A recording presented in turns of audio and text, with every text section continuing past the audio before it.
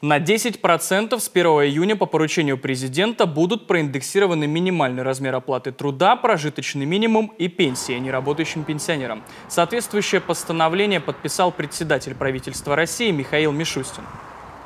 На прошлой неделе президент провел заседание Президиума Государственного совета, на котором поручил принять целый пакет мер социальной поддержки.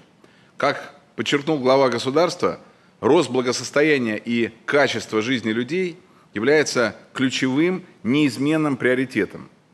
Прежде всего, речь идет об индексации с 1 июня на 10% минимального размера оплаты труда, прожиточного минимума и страховых пенсий неработающих пенсионеров.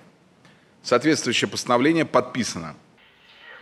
На эти цели из федерального бюджета будет выделено более 500 миллиардов рублей, что позволит оказать поддержку более чем 50 миллионам граждан. Неработающие пенсионеры в среднем ежемесячно будут получать свыше 19 тысяч рублей. МРОТ превысит 15 200 рублей, вырастут зарплаты у более 4 миллионов работников.